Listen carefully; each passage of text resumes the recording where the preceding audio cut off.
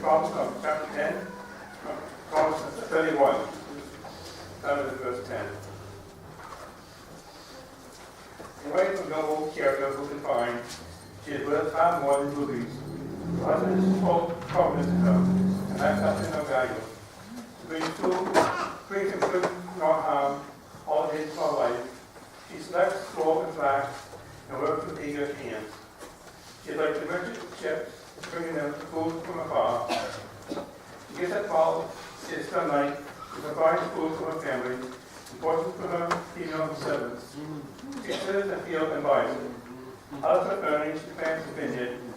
She sets about her work vigorously. Her arms are strong for her task. She sees that her trading is profitable, and her lamp goes out at night. In her hand, she holds the staff and grasps the spindle with her fingers. She opens her arms to the poor and extends her hands to the needy. When it snows, she has no fear for her household, for all of them are clothed in scarlet. She makes covering for her bed. She is clothed in fine linen and purple. Her husband is respected in the city gate, where he takes his seat on the others of the land. She makes linen garments and sells them, and supplies the merchants with sashes. She is clothed with strength and dignity.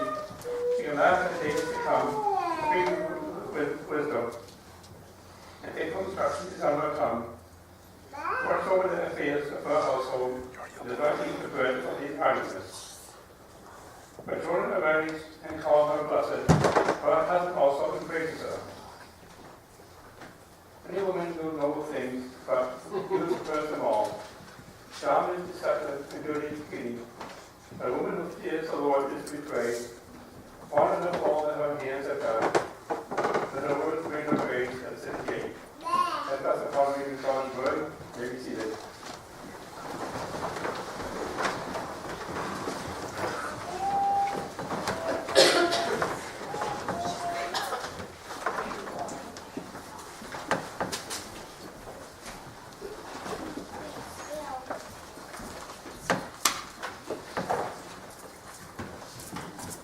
Is this on, DJ? Yeah. David, no. Thank you, TJ Jr.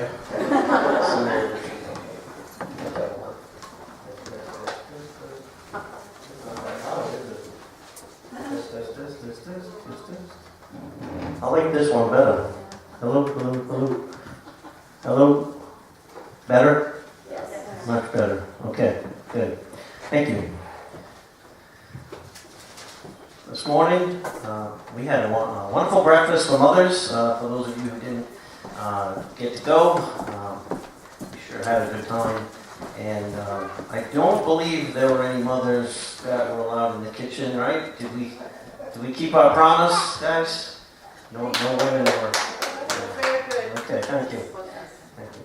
Well, today's a special day, Mother's Day, and we get a special blessing from thinking about what a mother is, especially when we look at this Proverbs 31.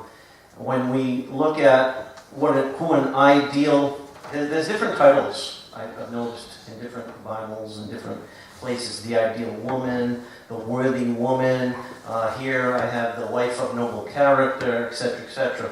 But whatever the title is you want to give this, the only way that a woman can be all of what is contained here is at first she fears the Lord. She's a godly woman. Okay, so whether or not you want to ascribe this to a wife, a mother, a woman, whatever, the main thing we have to understand is the woman could not be that without God. Okay, so just keep that in your memory. Do you have my? There's my worthy woman. Okay, and that's Benjamin when he was right. So this is the ad that was actually in the Rumford Falls Times. I don't know if you got to see it or not, and it's the end of Proverbs 31 reads, "Charm is deceptive and beauty is fleeting, but a woman who fears the Lord is to be praised. Give her the reward she has earned, and let her works bring her praise. And we're going to be talking about that today. Hopefully the breakfast this morning was a little tiny praise for our mothers, and throughout the year, I hope that we can do more to honor our mothers. Okay? Defining what a good mother is. Getting right to the beginning.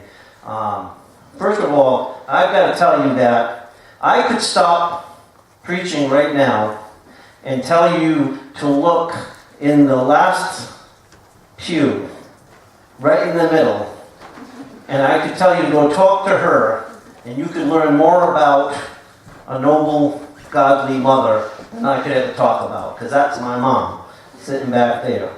So,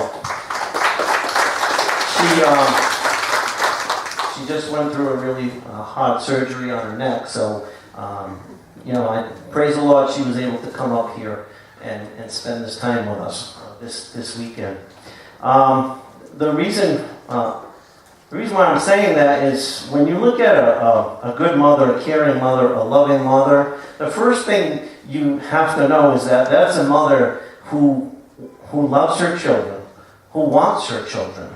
Matter of fact, if you remember Hannah, or Samuel's mother in the Bible, Hannah prayed so much for a child.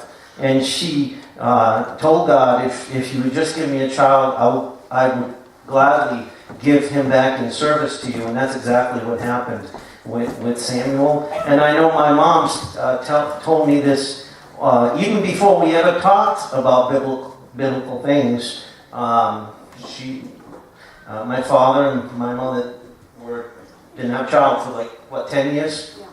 About 10 years. So she kind of lived this Hannah and praying for children and not being able to have a child, etc. And those weren't the days of fertility things. You couldn't really go and they couldn't use petri dishes and all that kind of stuff to help you out.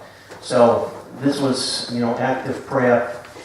I know this is Mother's Day, but I was hearing on especially on the Christian radio and different stations, I just need to talk about this for a minute, because we just talked about a worthy woman, a mother who loves children, her child, and they were discussing this issue of abortion all week long on the radio. And I would say that's the opposite of a woman praying for a child.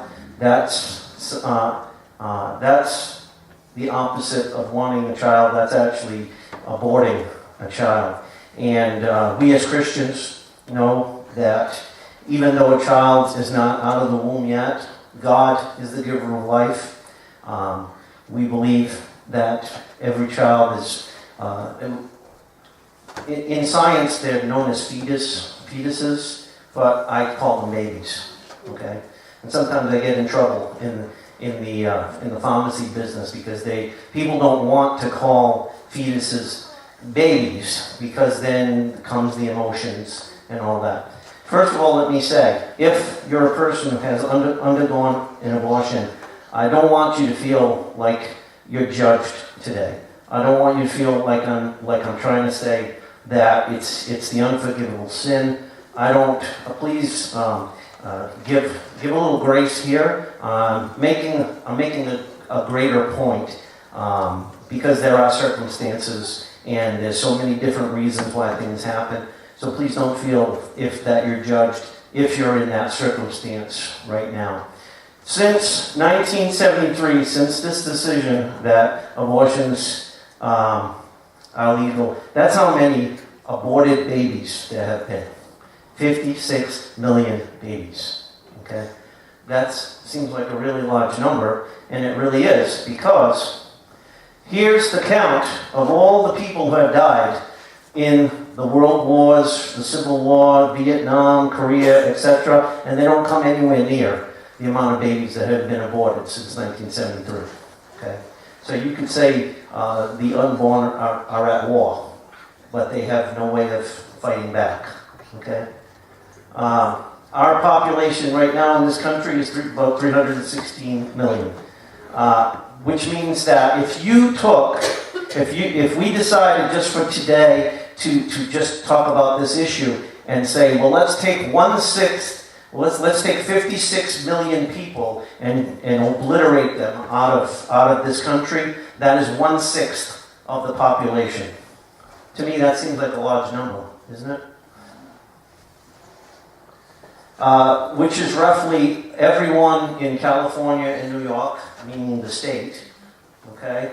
Or, these are all the states. I looked at all the states, that the populations of each state, and if you took the population of the lowest amount of people in each state, like Maine, I believe, was 1.3 million, so that was nowhere near how many people live in California. But if you took all those states that have the lowest amount of population, these are all the states, and there's 27 out of 50 states. So what am I trying to say here? That's the country, right? If you took everyone in a state like Maine, who has a low population, and you obliterated all the people in those states, see all the red? That's all the states that would have no people in them. And that's how many people have been aborted since 1973. Do you think that this is a major issue? Okay. Now, I want to say that there's a reason why I'm bringing this up, because there's a relationship to what we do and what we deserve. And that's Christians too. That's everyone. There's a relationship to what we do and what we deserve. So if you look at Job chapter 4, verse 8, we read this: "As I have observed, those who plow evil and those who sow trouble reap it. And at the breath of God, they are destroyed. At the blast of his anger, they perish." There's a relationship between what we do and how God reacts to what we do. Here's Proverbs 22:8. "He who sows wickedness reaps trouble, and the rod of his fury will be destroyed." Okay? That's saying the same thing in another way. This one here you really got to look at. Okay? Jeremiah 17:10. "I, the Lord, search the heart and examine the mind to reward a man according to his conduct, according to what his deeds deserve." So what do we deserve as a nation? If we have killed 56 million people who had no way of defending themselves, what have we said about defending widows, orphans, the sick, the needy? God helps those who cannot help themselves. So what are we saying here? Well, this is what we're saying.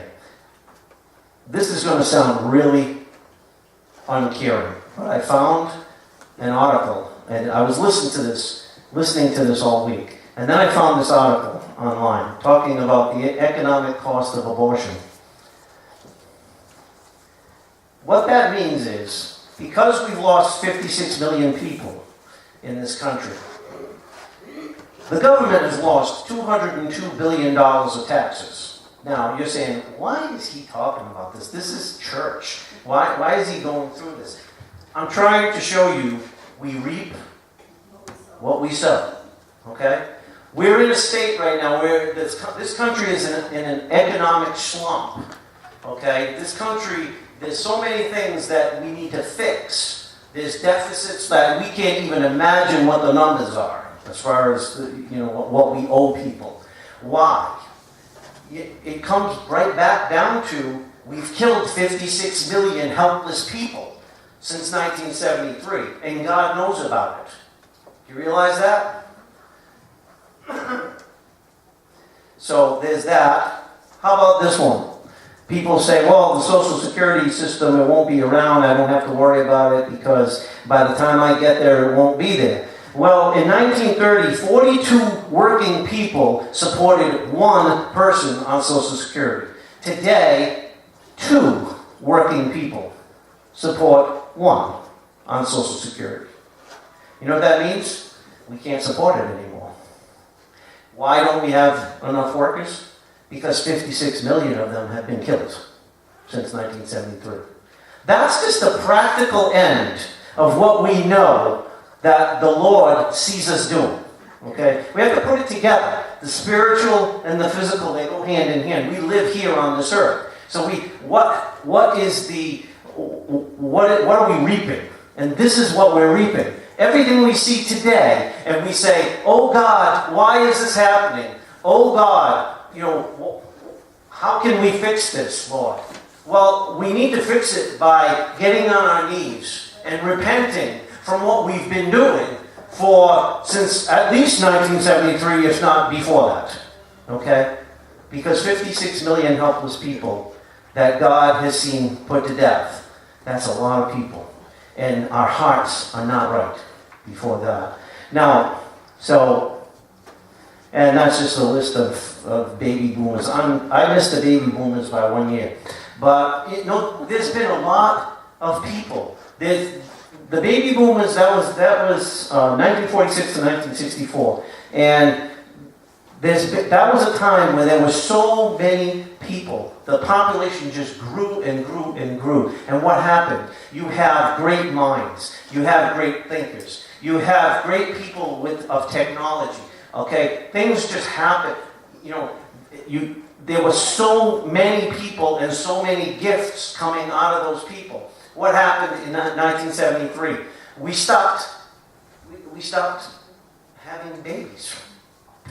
People decided that wasn't the thing to do anymore. But God didn't decide that. We decided that. So I just wanted to, and then, that's basically, the outcome is the downfall of America is due to the lack of enterprising influential minds aborted legally. And God is watching. Okay? So I just wanted to kind of go through that to show you that there are women who cry. There are women who want children so badly. There are women who would give anything to have a child. But yet we as a nation have put to death 56 million of them. I don't get it. Personally, I don't get it.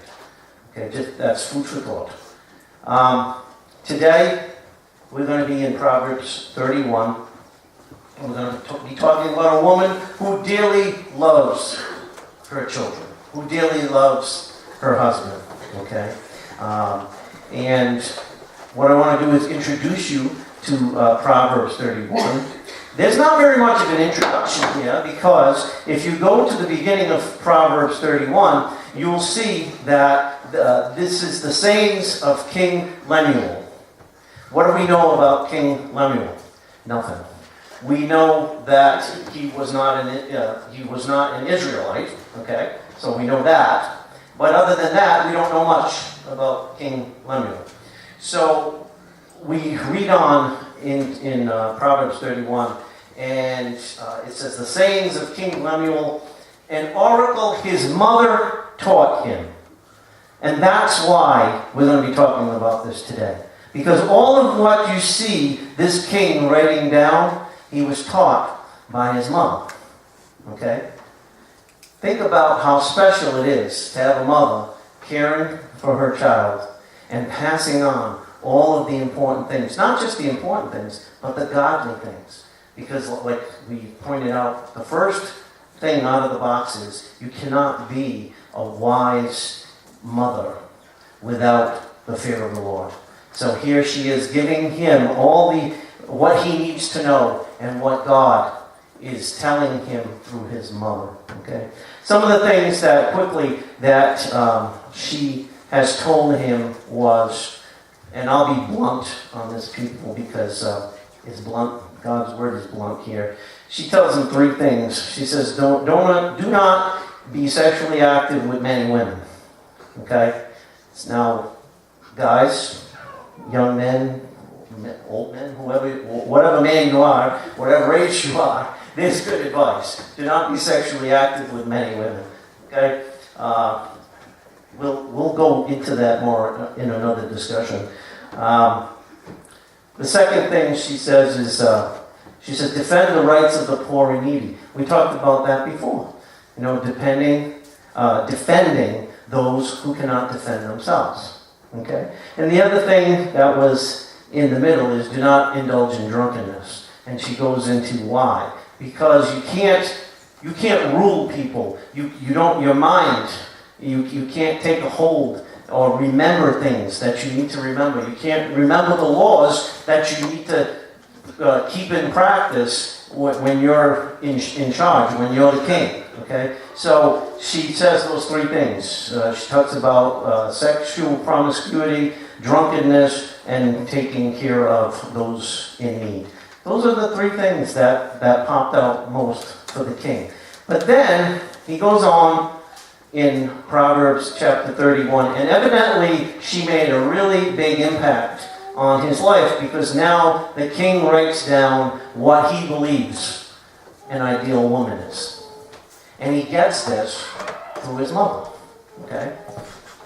I like the fact that this man, everything good, everything worthy, everything positive is him remembering his mother. Okay? And it's very so appropriate for Mother's Day. Okay? The ideal woman. Really, the ideal woman, if you read this, is wisdom personified. In the Bible, we see in Proverbs chapter 8, God actually makes wisdom into a person. If you want to turn there, or I can read it for you, Proverbs 8, verse 12 through 21, wisdom actually speaks. And wisdom says this: I, wisdom, dwell together with prudence. I possess knowledge and discretion. To fear the Lord is to hate evil. I hate pride and arrogance, evil behavior, and perverse speech. Counsel and sound judgment are mine. I have understanding and power. And it goes on and on and on. So wisdom is actually made into a person and speaks in Proverbs 8. Okay. So basically, what makes one wise? Okay. Well, the beginning of wisdom is what? The fear of the Lord. Right. That's Psalms 111, verse 10, and Proverbs 9, verse 10. You can't have wisdom without God. Remember that. Anybody looking for wisdom, if you're asking for wisdom, you can't get it unless you're asking God. Because the fear of the Lord is the beginning of wisdom. Also, Jesus is what? The way, the truth, and the life. You cannot have wisdom without the truth.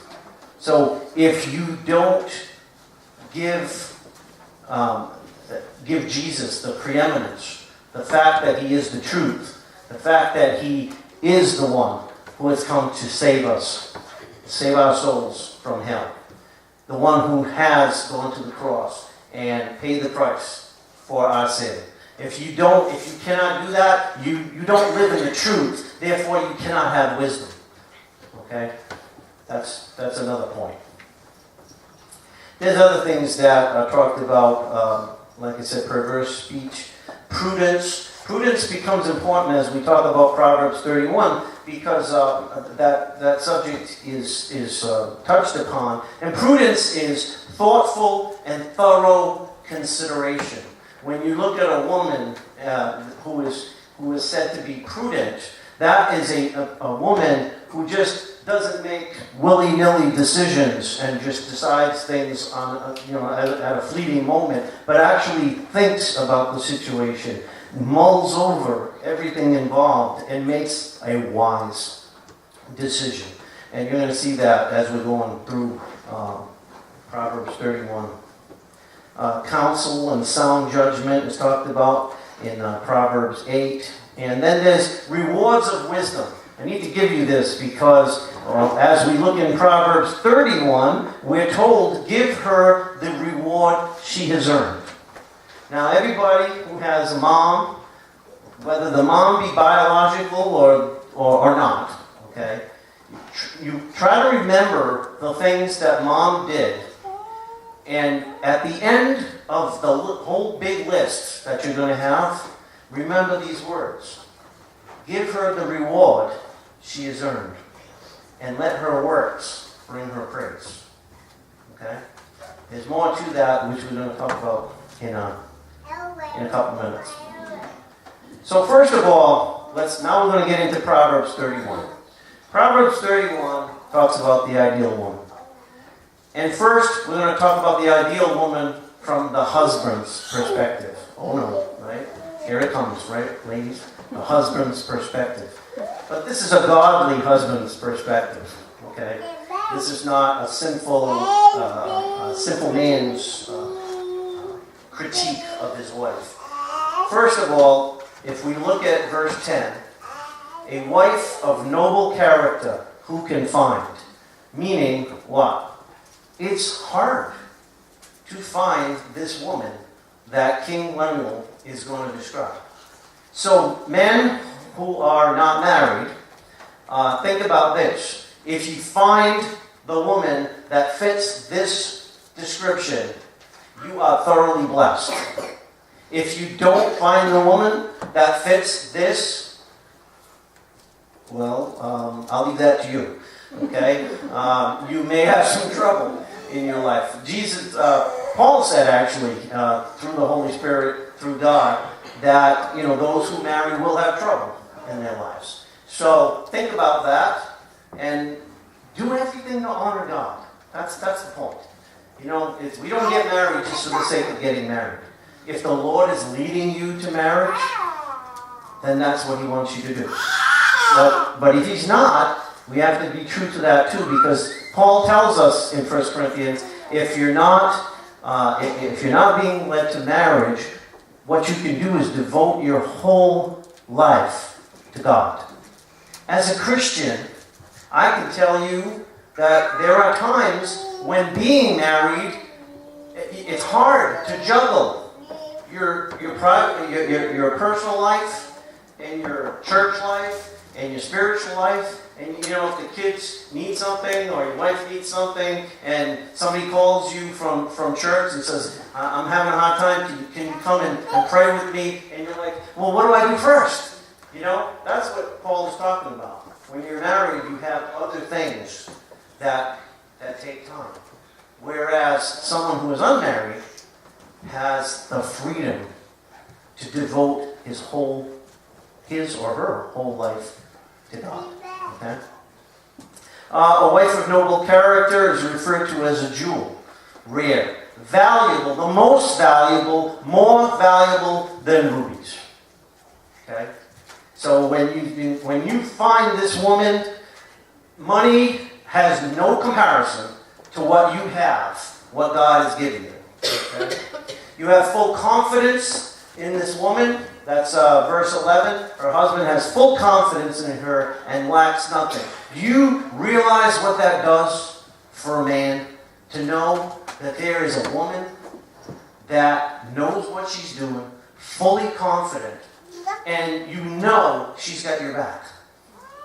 If you say you got to go on the road for a few days, so you have a job and you just got to leave town. Okay, now that's with your wife's knowledge, right? Okay, I just wanted to state that. So, you make that decision, but that back home is a fully confident wife and mother, and when you return, she didn't miss a beat, right? The bills were paid, and the kids were fed, and everything just went along smooth, and that is such a relief. How do you think a man can do what he needs to do if he doesn't have a supportive wife? Right? I think is it Proverbs 21, verse 9. Do you know what it is? Anybody know what it is? Proverbs 21, verse 9. It's better to live in the corner of a roof than live with a contentious woman, meaning quarrelsome. Okay? You're better off living on top of your roof than living with a woman who you're going to argue with all the time. That can be turned around too. I'm not saying that it's all it's the woman's fault thing, but it's better, when you find this woman that you can trust and have confidence in. What a relief! And that's what King Lemuel's is talking about. And he got that from his mom. Okay? Good advice, actually. Trust, no worries. How about when we were talking about wisdom, she's a woman who does good and no harm. You know that every decision your wife is going to make is for the betterment of your family, for the betterment of your children, and for yourself, right? No harm. She's not going to do anything that's going to take down the family, be a negative thing in your life. Wow, already, maybe some of you are saying, who is this woman? Can this woman exist, right? Yeah, with God, all things are possible, right? With Jesus, all things are possible. So then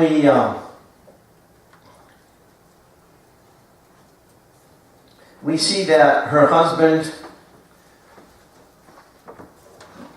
in verse 13, she selects wool, flax, works eagle with her hands. We get into the fact that she's enterprising, that she doesn't waste time. She doesn't sit down all day and do nothing. She works. She works hard and she makes sure things get done. Okay, that type of talk about the characteristics of the woman. Verse 26, if you read, she speaks with wisdom and faithful instruction on her tongue. Okay, she's a counselor. She's the helpmate that we hear about in the Garden of Eden for Adam. When God gives him a helpmate. So that's what we're being shown here today, that she's the helpmate that God gave us, that God gave to Adam as well. Okay,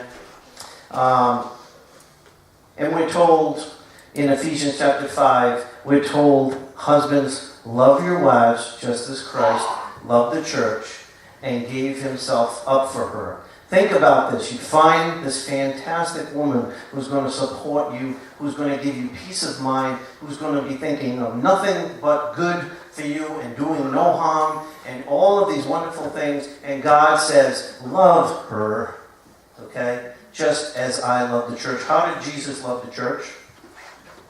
With his life, gave his life. He was raised from the dead, and now he sits at the right hand of God in power, right? But he gave his life for the church, and that's what we're talking about here. Love your wives, just like Jesus loved the church. And then we see the children's perspective here. So the husband has a perspective, and it's a praising perspective. And now we see the children's perspective. Verse 5, we see that she provides the necessities for them, the food. Verse 21, the clothes. And verse 21 says, for all of them are clothed in what? Scarlet. And what that means is, she just didn't go out and find something to put on them. She found the best she could. That doesn't mean we all have to go out and wear Armani, okay, or whatever the styles are today. That's when my style stopped, okay. But that means that she went out, she goes out and gets the absolute best she can possibly get for her family. And she takes care of them, provides for them. She watches over them, verse 27, and cares for them. Verse 28, we see that they call her blessed. Her children praise her. So many times you hear children saying such bad things about their parents. And I know my wife and I have talked about this, and this especially a lot of the more adult cartoons that you see on TV, they bash parents. We talk about that all the time. Parents are dumb. Parents are idiots. Parents don't know anything. Parents are to be made fun of. Look at some of the caricatures. You know, the Bart Simpson things, and I don't even know most of them because we don't watch them. If they go by the screen, we keep going because I don't want to see things that basically are telling me that my children are supposed to know more than me. that I don't make any sense, that I'm not going to help them. That's not what God's word says. We're reading here about a faithful, loving mother, and God is saying that she's all of these things. She's wonderful. She takes care of them. She fends for them, and she doesn't ask for anything. I don't see anywhere in this proverb, okay, that says she asks for anything in return. Okay, the king is saying at the end to give her reward, but she never asks for it, so she'll keep on giving and giving and giving, and she never looks for notoriety. She never looks to be in the spotlight. Okay? And the other thing too is when we read verse 28, her children arise, this says. They're not the sluggards that the Bible talks about. They actually get up. This proverb talks about she wakes up so early in the morning and she keeps working until the wee hours of the night. Talk about my mother again. Okay, I remember that from when I was a kid. I never saw her go to bed, and I never saw her get up. Because it seemed like she was up 24 hours a day. Okay? We would kind of, I think we didn't appreciate her as much as we should have, because we were the type of guys that we would get in bed, and we would take off our socks and throw them at the end of the bed. And you know, the little elves at night used to come around my house, because in the morning, they were gone. The socks were never at the foot of the bed in the morning. But my mom was up, right? I never saw her go to bed. I never saw her get up in the morning. And that's what this proverb is talking about. A woman who keeps working, loves her children. We talked about men, love your wives. Well, Ephesians chapter 6 says, children, obey your parents in the Lord, for this is right. Honor your father and mother. We're talking about mothers today. Okay? Honor your mother, which is the first commandment with a promise. What's the promise? That it may go well with you and that you may enjoy long life on the earth. Listen to your godly mother and you won't go wrong. That's basically what it says. Listen to your godly mother and you won't go wrong. Then we get through some of the characteristics of the woman. Verse 13 through 19 talks about her work ethic, hardworking, enterprising. As I said, the opposite of a sluggard, somebody who just relaxes all the time and doesn't really care about what the outcome is. Her verse 18, her lamp does not go out at night. We just talked about that. Verse 16 talks about her being prudent with wisdom, thoughtful and thorough in her considerations. She's also charitable. Verse 20, look at this. She opens her arms to the poor and extends her hands to the needy. Why? Because she's godly. What does it mean to be godly? God is interested in righteousness, okay, and justice. Jerusalem, when the New Jerusalem comes, it will be a city of righteousness and justice. What that means is basically, it's God's way. Okay? God's way or the highway. I'll put it that way. And for a woman to be godly, that's what her virtues are. She's godly. Okay? Takes care of those who cannot take care of themselves. There's an inner character that's talked about. Royalty, nobility, no worries or anxieties. For the woman herself, the husband is told that this woman is going to back him up. Okay? There's going to be no problems if he leaves the home. But even for herself, she's not going to have any worries. Why? Because she truly trusts in God. And that's a godly woman. Okay? We talked about the fear of the Lord, that she's a counselor. The last thing I want to talk about is, I had it up there.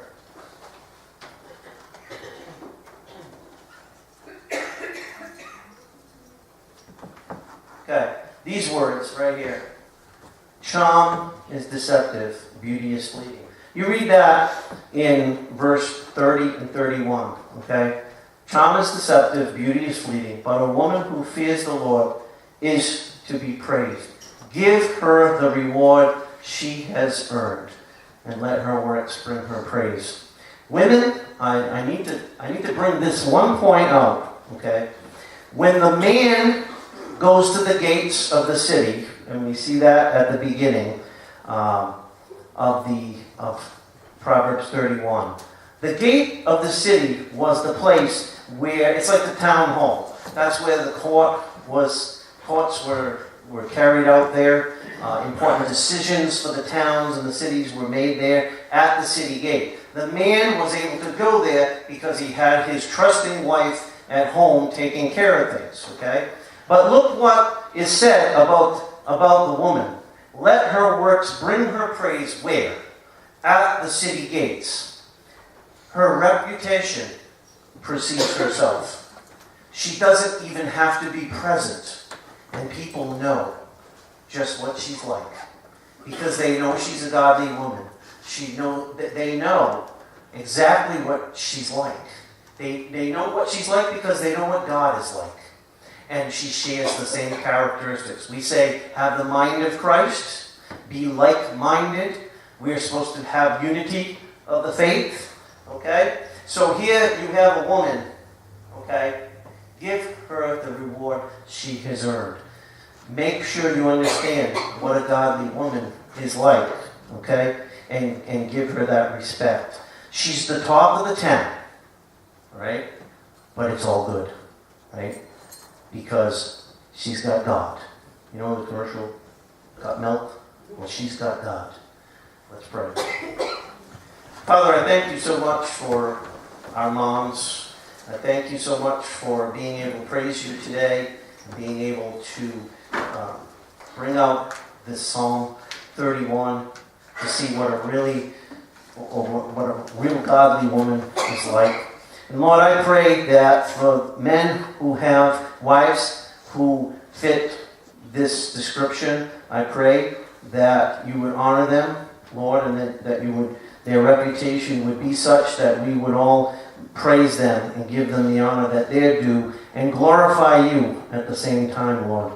And I pray that if we have relationships that do not mimic Psalm 31, that, Lord, you would help us and that you would aid us in restoring relationships and getting our relationship to be the type, to emulate our relationship with you, Lord.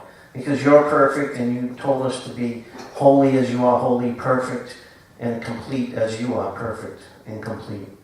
And Lord, I pray for the people that are not married, maybe seeking relationships, Lord, that they would really look at your word and see what a true relationship, a godly relationship is like. And Lord, help us not to sell ourselves short. Help us to really consult you, Lord. Help us to really be looking for the person that you want us to be with, so that we can have that assurance and we can know that our mate is our counselor and is godly, and that we can live a life that's pleasing to you. Lord, I pray for the moms that they would have a great day today, no matter what's happening, Lord, and that we would honor them throughout the year, just not one day out of the year. I pray, Lord, that when we go from this place, that we will remember that. And Lord, please bless us in Jesus' name. Amen.